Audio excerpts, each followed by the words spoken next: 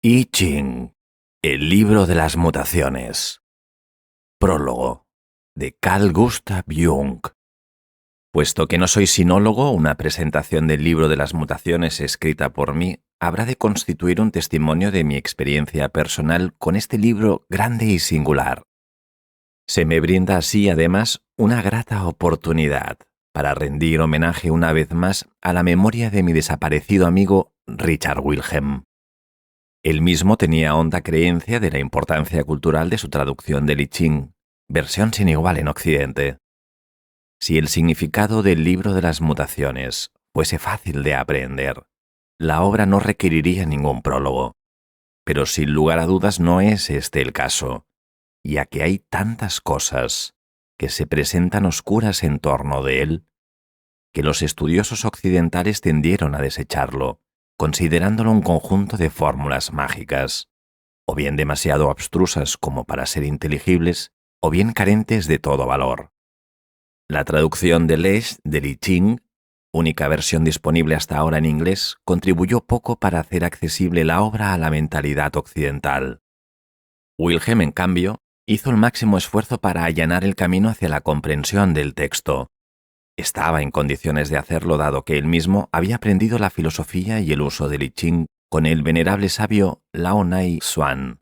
Además, durante un período de muchos años había puesto en práctica la singular técnica del oráculo.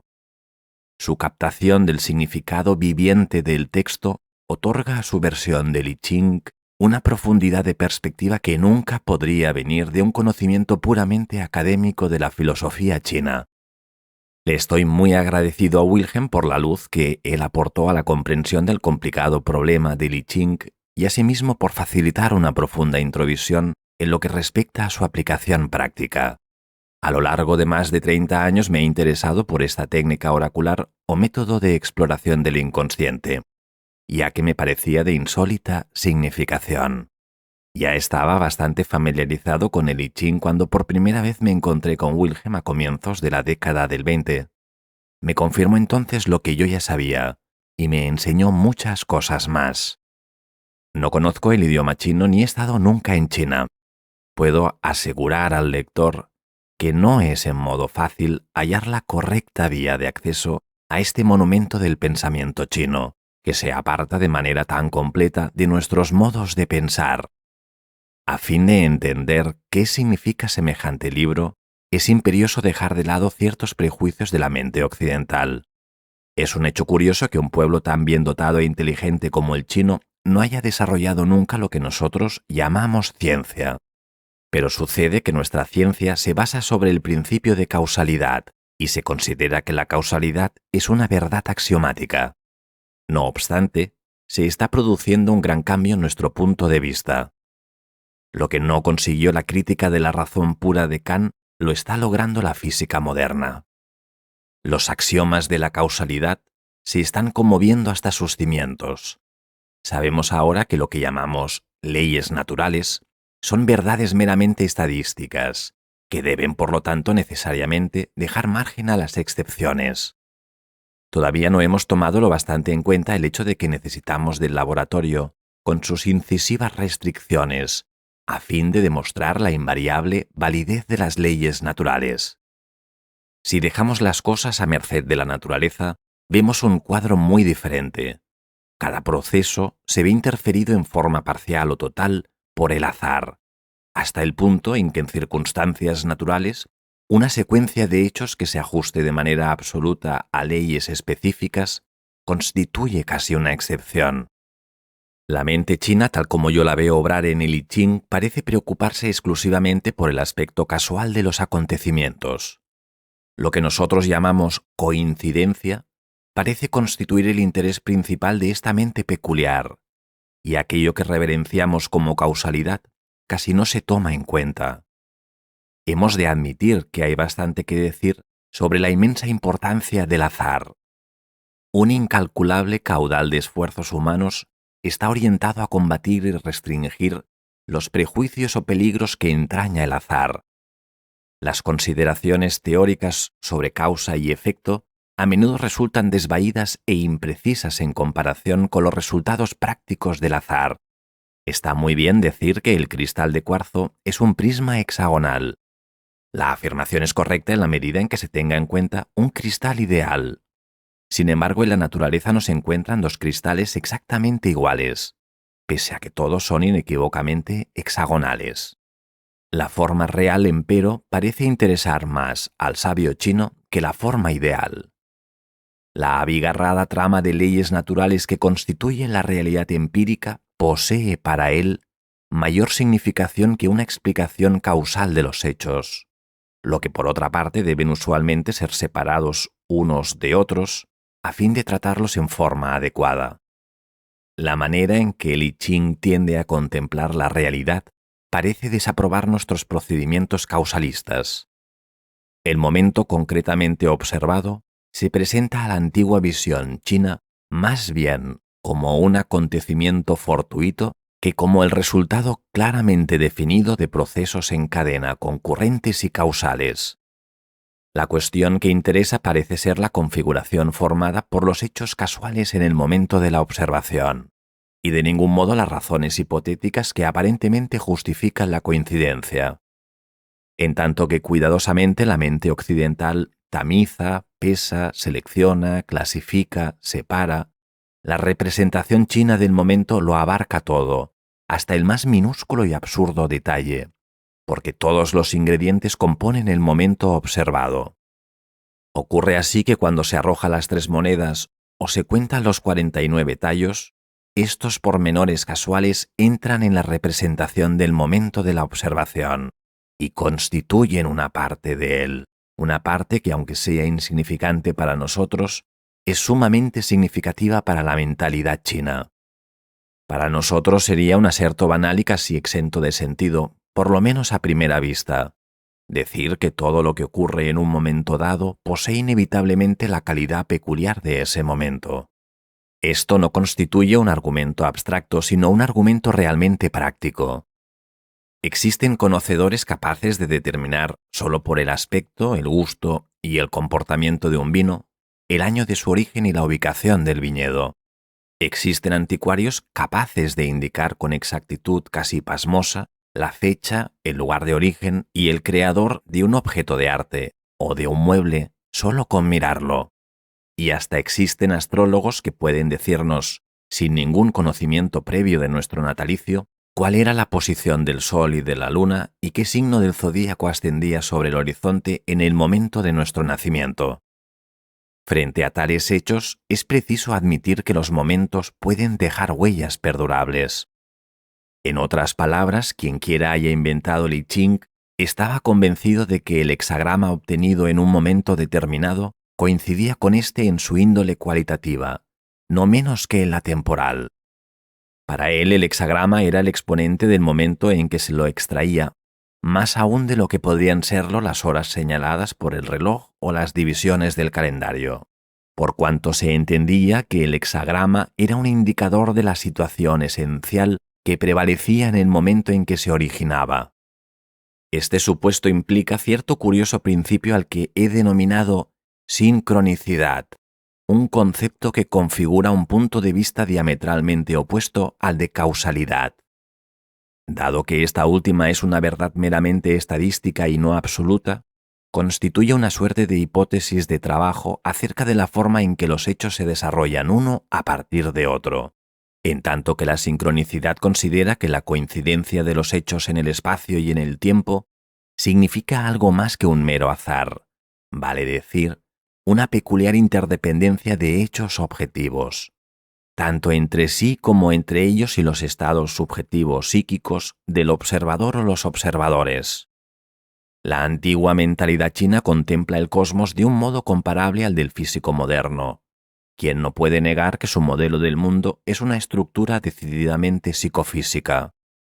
El hecho microfísico incluye al observador exactamente como la realidad subyacente del I Ching comprende las condiciones subjetivas, es decir, psíquicas, de la totalidad de la situación del momento.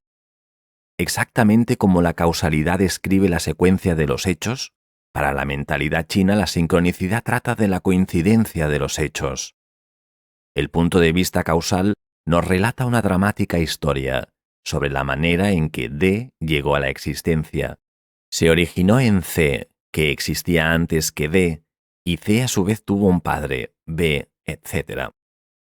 Por su parte, el punto de vista sincronístico trata de producir una representación igualmente significativa de la coincidencia. ¿Cómo es que A, B, C, D, etc. aparecen todos en el mismo momento y en el mismo lugar?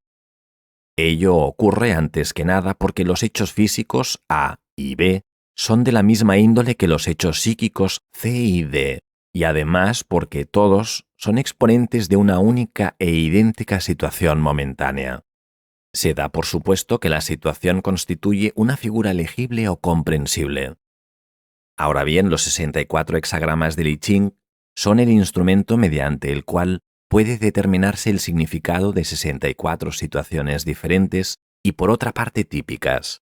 Estas interpretaciones equivalen a explicaciones causales. La conexión causal es estadísticamente necesaria y puede, por lo tanto, ser sometida al experimento. Como las situaciones son únicas y no pueden repetirse, parece imposible experimentar con la sincronicidad en condiciones corrientes. En el I Ching, el único criterio de validez de la sincronicidad es la opinión del observador, según la cual el texto del hexagrama equivale a una versión fiel de su estado psíquico. Se supone que la caída de las monedas o el resultado de la división del manojo de tallos de Milenrama es lo que necesariamente debe ser una situación dada, puesto que cualquier cosa que ocurra en ese momento pertenece a éste como parte indispensable del cuadro. Si se arroja al suelo un puñado de fósforos, ellos forman la figura prototípica característica de ese momento. Pero una verdad tan obvia como esta solo revela su carácter significativo si es posible leer la figura prototípica y verificar su interpretación, en parte mediante el conocimiento que el observador tiene de la situación subjetiva y objetiva, y en parte a través del carácter de los hechos ulteriores. Obviamente esto no es un procedimiento capaz de hallar eco en una mente crítica, habituada a la verificación experimental de los hechos o a la evidencia fáctica. Pero para alguien que se complace en contemplar el mundo desde el ángulo en que lo veía la antigua China, el I Ching puede ofrecer cierto atractivo. Por supuesto, la argumentación que acabo de exponer jamás halló cabida en una mente china. Por el contrario, conforme a la antigua tradición, se trata de agentes espirituales que, actuando de un modo misterioso, hacen que los tallos de Milenrama den una respuesta significativa. Estas potencias constituyen, por así decirlo, el alma viviente del libro. Este es así una suerte de ente animado, y en consecuencia la tradición llega a afirmar sin más que uno puede hacerle preguntas al I Ching y aguardar respuestas inteligentes. Se me ocurrió, por lo tanto, que al lector no iniciado podría interesarle ver el I Ching operando. Con ese propósito realicé un experimento acorde con la concepción china. En cierto modo personifiqué al libro, solicitando su criterio sobre su situación actual, o sea, sobre mi intención de presentarlo a la mentalidad de Occidente. Si bien este procedimiento encuadra perfectamente las premisas de la filosofía taoísta, a nosotros se nos antoja por demás extravagante. Sin embargo, a mí nunca me ha escandalizado ni siquiera lo insólito de los delirios demenciales o de las supersticiones primitivas. Siempre he tratado de mantenerme desprejuiciado y curioso, rerum novarum cupidus. ¿Por qué no osar un diálogo con un antiguo libro que alega ser un ente animado? No puede haber daño alguno en ello y el lector puede así observar un procedimiento psicológico que ha sido puesto en práctica infinitas veces a lo largo de los milenios de la civilización china y que representó para hombres de la talla de un Confucio o un Lao Tse una suprema expresión de autoridad espiritual, tanto como un enigma filosófico. Utilicé el método de las monedas y la respuesta obtenida fue el hexagrama 50, Ting, el caldero. De acuerdo con la manera en que estaba construida mi pregunta, debe entenderse el texto del hexagrama como si el I Ching mismo fuese la persona que habla. De modo que se describe a sí mismo como un caldero, es decir, una vasija ritual que contiene comida cocida. Aquí la comida debe entenderse como alimento espiritual. Al respecto, dice Wilhelm, el caldero como utensilio perteneciente a una civilización refinada sugiere el cuidado y la alimentación de hombres capaces, lo que redundaba en beneficio del Estado. Vemos aquí a la cultura en el punto en que alcanza su cumbre en la religión. El caldero sirve para ofrendar el sacrificio a Dios. La suprema revelación de Dios aparece en los profetas y en los santos. Venerarlos es auténtica veneración de Dios. La voluntad de Dios, tal como se revela a través de ellos, debe ser aceptada con humildad. Atendiéndonos a nuestra hipótesis, debemos concluir que aquí el I Ching está dando testimonio acerca de sí mismo. Cuando alguna de las líneas de un hexagrama dado tiene el valor de 6 o 9, ello significa que se la acentúa especialmente y que por lo tanto tiene importancia para la interpretación. En mi hexagrama los agentes espirituales han dado el acento de 9 a las líneas que ocupan el segundo y tercer puestos. El texto reza: 9 en el segundo puesto significa: en el caldero hay alimento, mis compañeros sienten envidia, pero no pueden nada contra mí. Ventura. Así el I Ching dice de sí mismo: contengo alimento espiritual. Puesto que el participar en algo grande siempre despierta envidia, el coro de los envidiosos es parte del cuadro. Los envidiosos quieren despojar al I Ching de su gran posesión, es decir, tratan de despojarlo de significado o de destruir su significado. Pero su enemistad es en vano. La riqueza del significado del I Ching está asegurada, es decir, está convencido de sus logros positivos, que nadie puede arrebatarle. El texto continúa: 9 en el tercer puesto significa: el asa del caldero está alterada, uno está trabado en su andanza por la vida. La grasa del faisán no se come. Solo al caer la lluvia se agotará el arrepentimiento. Finalmente llega la aventura. El asa es la parte por la cual puede asirse el ting. Significa, por lo tanto, el concepto que uno tiene del I Ching. En el decurso del tiempo este concepto aparentemente ha cambiado, de modo que hoy ya no podemos asir, aprehender el I Ching.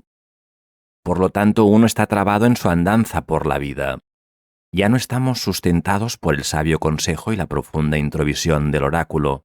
Por ello, ya no encontramos nuestro rumbo a través de las intrincadas sendas del destino y las tinieblas de nuestra propia naturaleza. La grasa del faisán, es decir, la parte mejor y más preciada de un buen plato, ya no se come.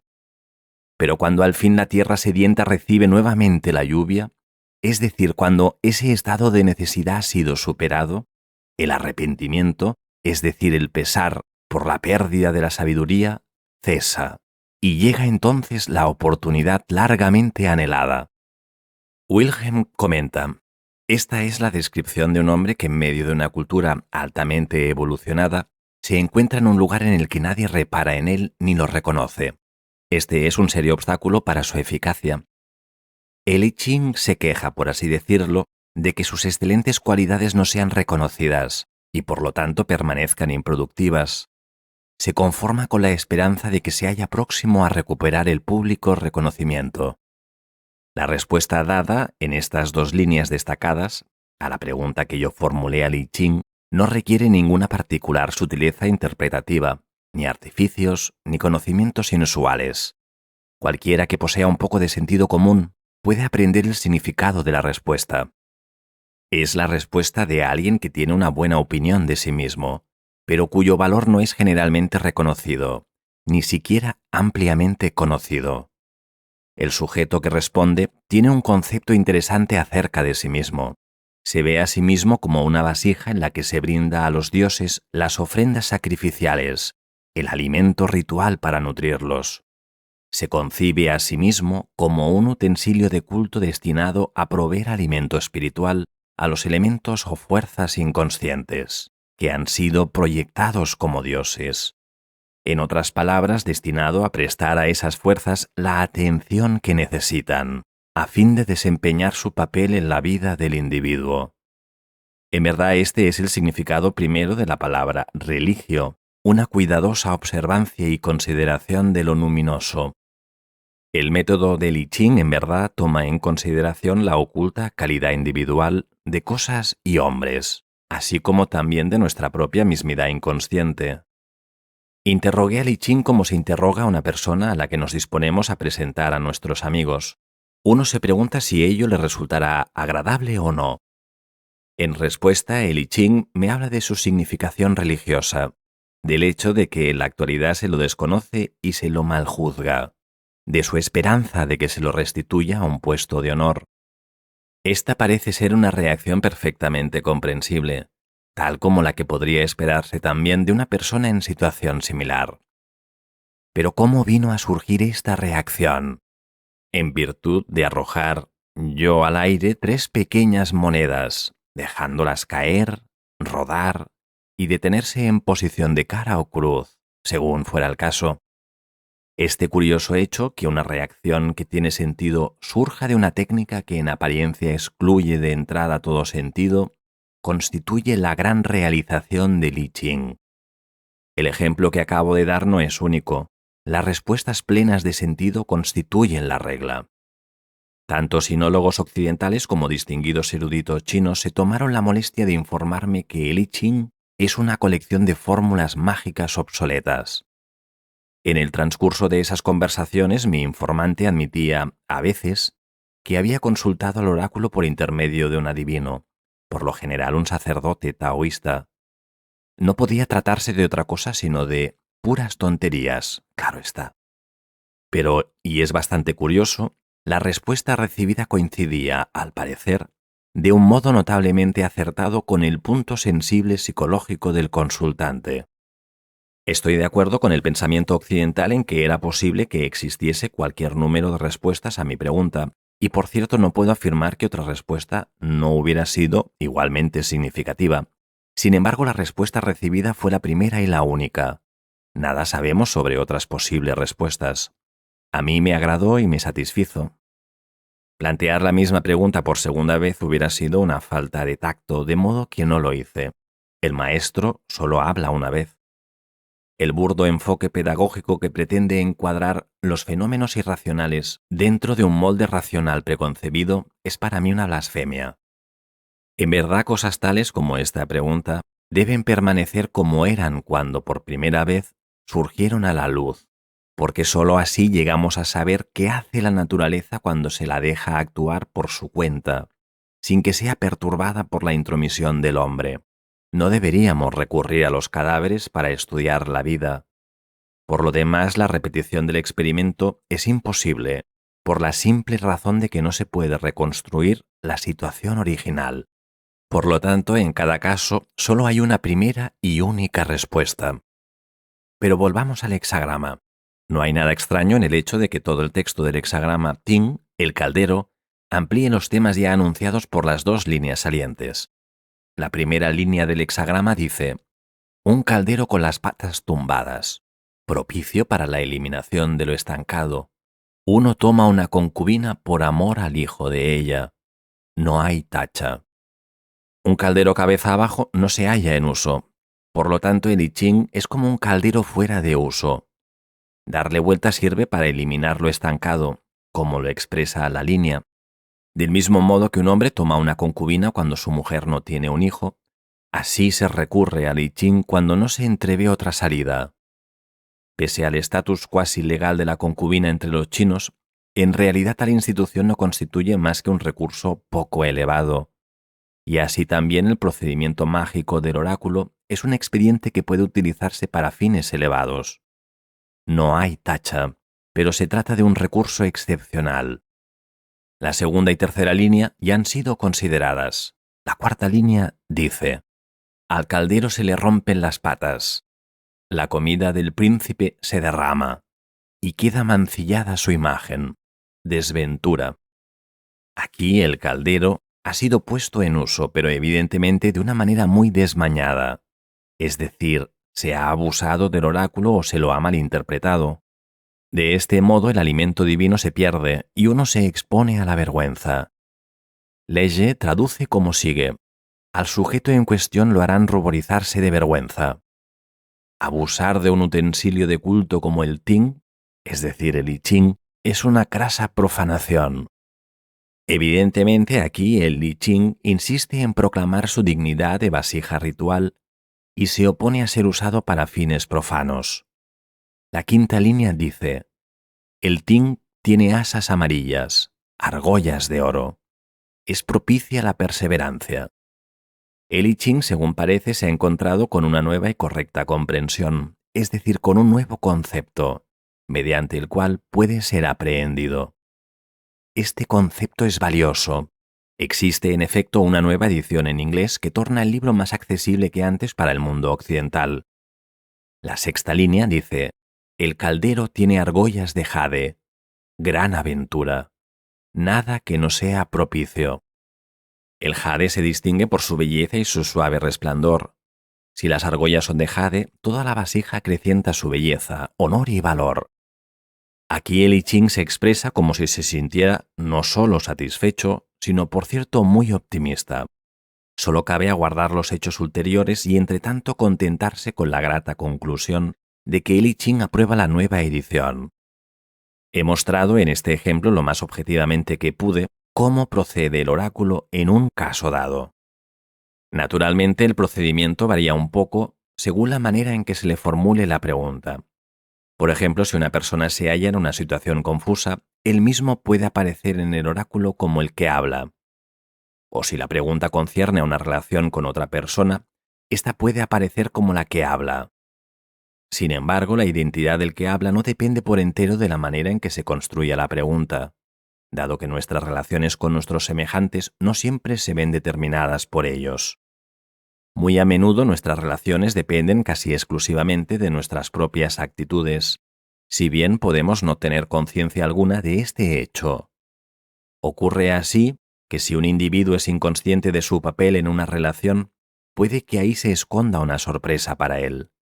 Contrariamente a su expectativa, puede aparecer él mismo como el agente principal, tal como el texto lo indica a veces en forma inequívoca. También puede ocurrir que tomemos una situación demasiado en serio y la consideremos de extrema importancia, en tanto que la respuesta que obtenemos al consultar el I Ching dirige la atención hacia algún otro aspecto insospechado implícito en la pregunta. Casos como este podrían hacer pensar, por lo pronto, que el oráculo es falaz. Se dice que Confucio recibió una sola respuesta inapropiada, a saber el hexagrama 22, lo agraciado, un hexagrama que en toda su extensión tiene que ver con lo estético. Esto nos recuerda el consejo dado a Sócrates por su daimón: tú deberías hacer más música. A raíz de lo cual Sócrates empezó a tocar la flauta. Confucio y Sócrates compiten por el primer puesto en lo que se refiere a sensatez y a una actitud pedagógica frente a la vida. Pero es poco probable que ninguno de los dos se ocupara de conferir gracia a la barbita de su mentón, como lo aconseja la segunda línea de ese hexagrama. Desgraciadamente, la sensatez y la pedagogía a menudo carecen de gracia y encanto, y así es posible que después de todo, el oráculo no se haya equivocado. Volvamos una vez más a nuestro hexagrama. Aunque el I Ching no solo parece estar satisfecho con su nueva edición, sino incluso expresar un acentuado optimismo, esto aún nada predice acerca del efecto que tendrá la edición sobre el público al que se propone llegar. Puesto que tenemos en nuestro hexagrama dos líneas yang destacadas por el valor numérico 9, estamos en condiciones de averiguar qué clase de pronóstico formula el I Ching para sí mismo. Según la concepción antigua, las líneas señaladas con un 6 o un 9 poseen una tensión interior tan grande que las lleva a transformarse en sus opuestos, es decir, yang en yin y viceversa. Mediante este cambio obtenemos en el caso presente el hexagrama 35, Sin, el progreso. El sujeto de este hexagrama es alguien que tropieza en su ascenso con toda suerte de vicisitudes, y el texto describe la forma en que debería conducirse. El I Ching se encuentra en la misma situación, se eleva como el sol y se da a conocer, pero es rechazado y no haya confianza. Se lo ve progresando pero apesadumbrado. Sin embargo, uno obtiene gran felicidad de su antepasada. La psicología puede ayudarnos a dilucidar este pasaje oscuro. En los sueños y los cuentos de hadas, la abuela o antepasada a menudo representa al inconsciente, ya que éste contiene en el hombre el componente femenino de la psiquis. Si el I Ching no es aceptado por la parte consciente, por lo menos el inconsciente lo acepta a medias. Y el I Ching está más estrechamente conectado con el inconsciente que con la actitud racional de la conciencia. Dado que el inconsciente a menudo aparece representado en los sueños por una figura femenina, tal puede ser la explicación en el caso presente. La persona femenina podría ser la traductora que ha brindado al libro sus cuidados maternales, y esto muy bien podría parecerle al I Ching una gran felicidad. El I Ching anticipa la comprensión general, pero teme ser mal usado. Progresa como una comadreja, pero está atento a la advertencia. No te tomes a pecho ganancia y pérdida. Permanece libre de móviles no imparciales. No se lanza contra nadie. Por lo tanto, el I Ching encara su futuro en el mercado librero norteamericano con calma y se expresa aquí tal como lo haría cualquier persona sensata con respecto al destino de una obra tan controvertida. Esta predicción es tan razonable y está tan llena de sentido común que sería difícil pensar en una respuesta más atinada. Todo esto ocurrió antes de haber escrito los párrafos que anteceden. Al llegar a este punto quise conocer la actitud de I Ching frente a la nueva situación. El estado de las cosas había sido alterado, por lo que yo había escrito, en la medida en que yo mismo había entrado ahora en escena, y por lo tanto esperaba saber algo sobre mi propia acción. Debo confesar que mientras escribía este prólogo no me sentía demasiado feliz, ya que como persona con sentido de responsabilidad hacia la ciencia, no acostumbro a afirmar algo que no puedo probar, o por lo menos presentar como una cosa aceptable para la razón. Es, por cierto, una tarea problemática tratar de presentar a un público moderno y dotado de sentido crítico un conjunto de arcaicas fórmulas mágicas, con la intención de volverlas más o menos aceptables. Emprendí la tarea porque yo mismo pienso que hay, en el antiguo modo de pensar chino, más de lo que está a la vista. Pero me resulta embarazoso tener que apelar a la buena voluntad y a la imaginación del lector, dado que debo introducirlo en la oscuridad de un arcaico ritual mágico. Desgraciadamente, conozco demasiado bien los argumentos que pueden esgrimirse en contra de él. Ni siquiera sabemos con certeza si el barco que ha de llevarnos por sobre los mares ignotos no hace agua por algún lado. ¿No estará corrompido el viejo texto? ¿Es correcta la traducción de Wilhelm? ¿No nos embelesamos a nosotros mismos con nuestras propias explicaciones? El I Ching insiste de un extremo a otro de su texto en la necesidad del conocimiento de sí mismo. El método que servirá para lograrlo está expuesto a toda clase de abusos. De ahí que no esté destinado a la gente inmadura y de mente frívola. Tampoco es adecuado para intelectualizantes y racionalistas. Solo es apropiado para gentes pensantes y reflexivas, a quienes les place meditar sobre lo que hacen y lo que les ocurre, predilección que no debe confundirse con el morboso y rumiante cavilar del hipocondríaco.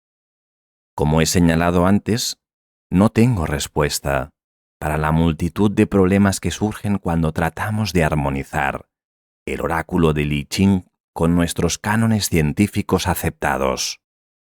Pero ni falta hace decirlo, nada oculto puede deducirse por raciocinio. Mi posición en estas cuestiones es pragmática, y las grandes disciplinas que me han enseñado la utilidad práctica de este punto de vista son la psicoterapia y la psicología médica.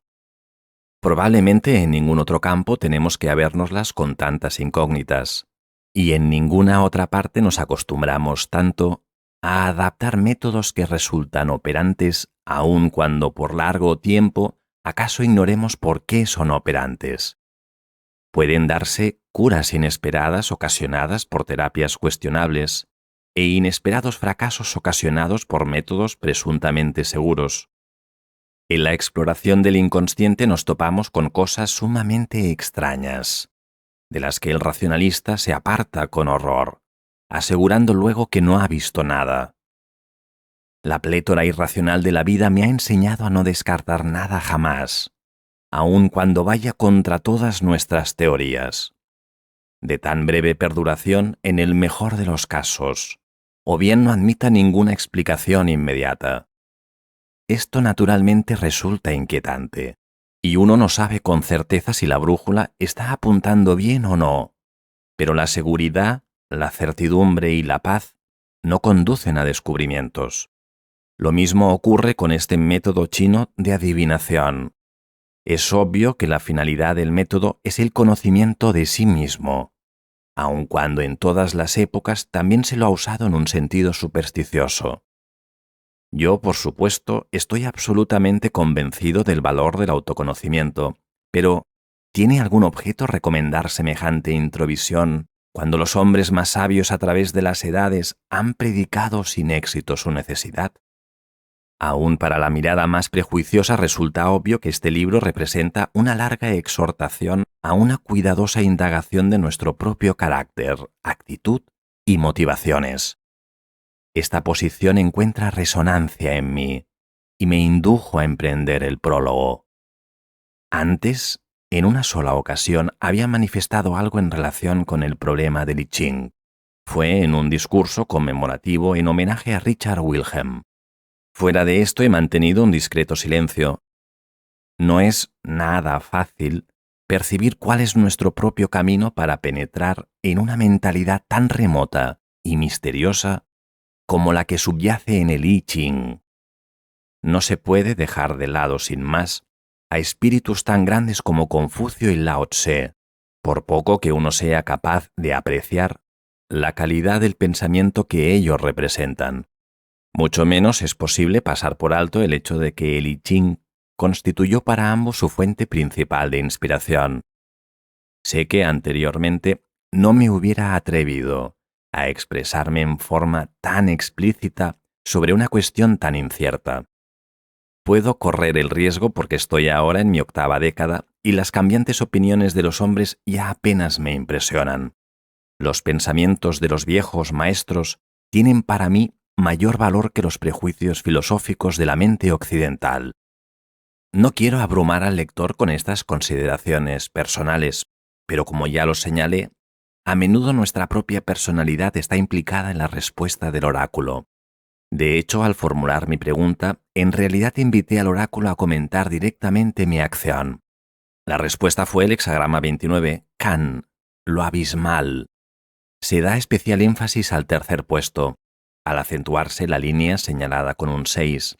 Esta línea expresa adelante y atrás, abismo sobre abismo.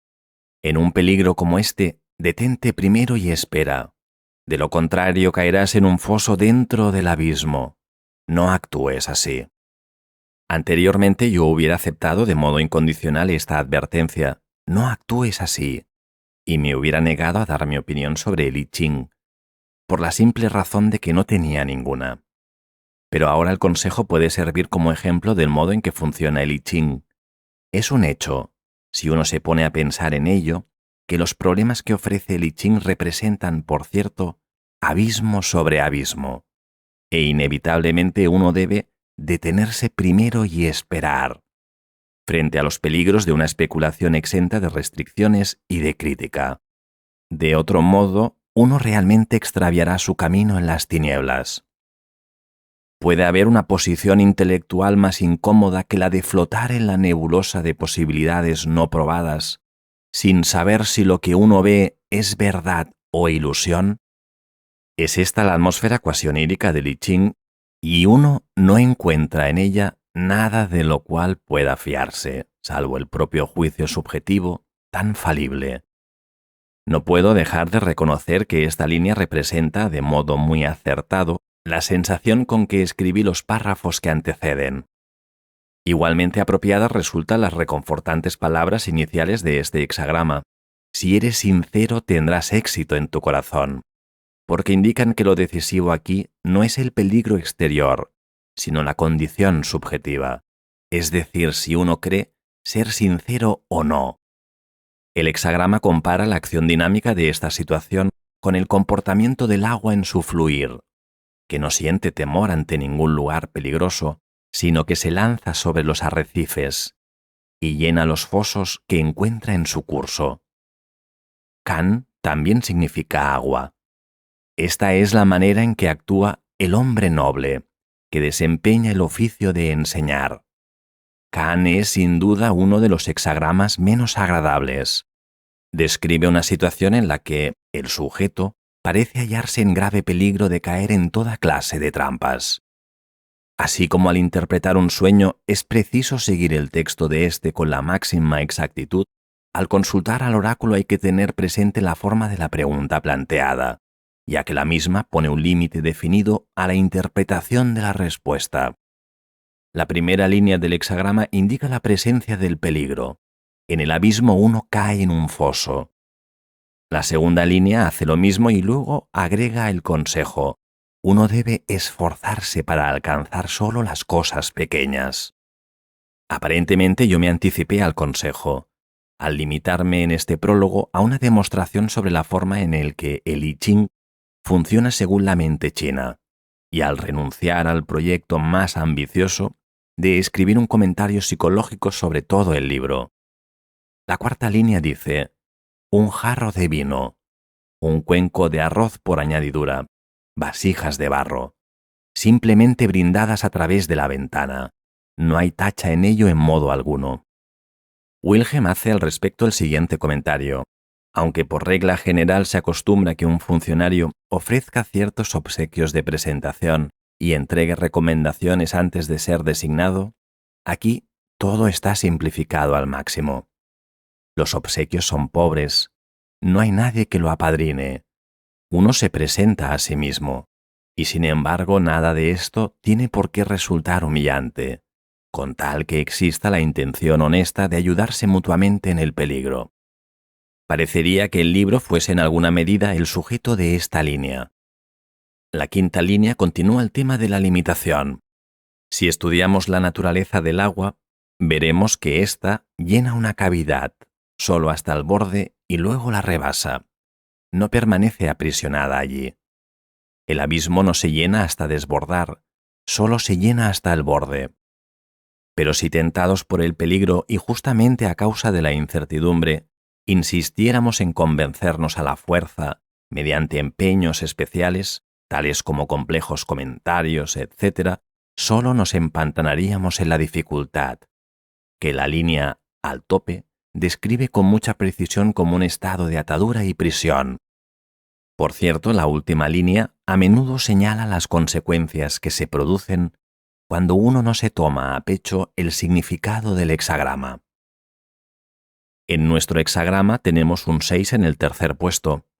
Esta línea yin de tensión creciente se transmuta en una línea yang y produce así un nuevo hexagrama que muestra una nueva posibilidad o tendencia. Tenemos ahora el hexagrama 48, Xing, el pozo de agua. De modo que la cavidad llena de agua ya no significa peligro, sino más bien algo útil, un pozo. Así el hombre notable alienta a la gente en su trabajo y la exhorta a ayudarse mutuamente. La imagen de gentes que se ayudan mutuamente parecería referirse a la reconstrucción del pozo, ya que éste se encuentra derruido y lleno de lodo. Ni siquiera los animales beben de él. Hay peces viviendo en el pozo, y se los puede alcanzar a tiros, pero el pozo no se utiliza para beber, es decir, para las necesidades humanas. Esta descripción recuerda el caldero dado vuelta y fuera de uso que ha de recibir una nueva argolla. Este pozo, como el caldero, quedó limpio, pero nadie bebe de él. Este es el pesar de mi corazón, porque uno podría sacar agua de él. La peligrosa cavidad llena de agua o el abismo aludían al I Ching. E igual lo hace el pozo, pero este tiene un sentido positivo, contiene las aguas de la vida. Debe ser restituido a su uso. Sin embargo, uno no tiene un concepto sobre él, ni utensilio alguno para extraer el agua. El cántaro está roto y pierde. El caldero necesita nuevas asas y argollas para que se lo pueda asir, y así también el pozo debe volver a revocarse, porque contiene un manantial claro y fresco del que se puede beber. Se puede sacar agua de él porque es digno de confianza. Está claro que en este pronóstico el sujeto que habla es nuevamente el I Ching, que se presenta a sí mismo como un manantial de agua viviente. El hexagrama anterior describía en detalle el peligro que amenaza a la persona que accidentalmente cae dentro del foso en el abismo. Debe empeñarse en encontrar la forma de salir, para descubrir entonces que se trata de un viejo pozo en ruinas, enterrado en el lodo, pero que puede ser restituido a su uso. Sometí 2 preguntas al método de azar representado por el oráculo de las monedas. La segunda de ellas, después de haber escrito mi análisis de la respuesta a la primera. La primera pregunta estuvo dirigida, por así decir, al I Ching. ¿Qué tenía que decir sobre mi propia acción? Es decir, sobre la situación en la que yo era la persona actuante, la situación descrita por el primer hexagrama que obtuve. A la primera pregunta el I Ching respondió comparándose con un caldero, una vasija ritual que requiere una renovación, una vasija que solo contaba con una dudosa atención por parte del público. La respuesta a la segunda pregunta fue que yo había caído en una situación difícil, ya que el I Ching representaba un foso profundo y peligroso lleno de agua, en el que uno podía fácilmente atascarse en el fango. Sin embargo, resultó que el foso era un viejo pozo que solo requería ser renovado, para que se lo pudiera usar nuevamente con fines útiles. Esos 4 hexagramas tienen una unidad temática en lo fundamental: vasija, foso, pozo, y en lo que concierne a su contenido intelectual, parecen tener sentido. Si un ser humano hubiese dado tales respuestas, yo como psiquiatra habría tenido que declararlo mentalmente sano, por lo menos sobre la base del material presentado. Por cierto que no hubiera sido capaz de describir ningún elemento de delirio, idiotez o esquizofrenia en las 4 respuestas. En vista de la extrema vejez del I Ching y de su origen chino, no puedo considerar anormal su lenguaje arcaico, simbólico y florido. Por el contrario, hubiera tenido que felicitar a esta persona hipotética por el alcance de su percepción de mi inexpresado estado de duda. Por otro lado, cualquier persona de mente aguda y flexible puede dar vuelta a toda la cuestión y mostrar cómo he proyectado mis contenidos subjetivos sobre el simbolismo de los hexagramas. Semejante crítica, aunque catastrófica desde el punto de vista de la racionalidad occidental, no afecta la función del I Ching. Por el contrario, el sabio chino me diría sonriendo: ¿no ve usted lo útil que es el I Ching al hacer que usted proyecte sobre este abstruso simbolismo pensamientos hasta ahora inadvertidos? Usted podía haber escrito su prólogo sin advertir para nada la avalancha de malentendidos que él mismo podía desencadenar. El punto de vista chino se desentiende de la actitud que uno adopta en cuanto al funcionamiento del oráculo.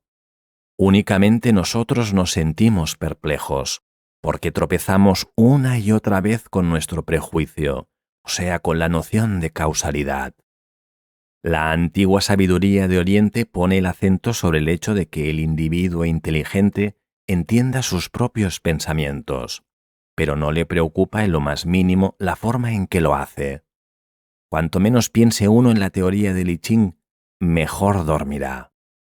Me parece que sobre la base de este ejemplo, un lector desprejuiciado estará ahora en condiciones de formarse, por lo menos, un criterio tentativo sobre el modo de operar del I Ching. Mas no se puede esperar de una simple introducción. Si mediante esta demostración he conseguido dilucidar la fenomenología psicológica del I Ching, habré logrado mi propósito. En cuanto a las 1000 preguntas, dudas y críticas que este libro singular suscita, yo no puedo contestarlas. El I Ching no se ofrece acompañado de pruebas y resultados. No alardea ni es fácil de abordar. Como si fuera una parte de la naturaleza, espera hasta que se lo descubra. No ofrece hechos ni poder, pero para los amantes del autoconocimiento, de la sabiduría, parece ser el libro indicado. Para alguno su espíritu aparecerá tan claro como el día, para otro umbrío como el crepúsculo, para un tercero oscuro como la noche. Aquel a quien no le agrade no tiene por qué usarlo. y aquel que se oponga a él no está obligado a hallar lo verdadero. Dejémoslo salir al mundo, para beneficio de quienes sean capaces de discernir su significación.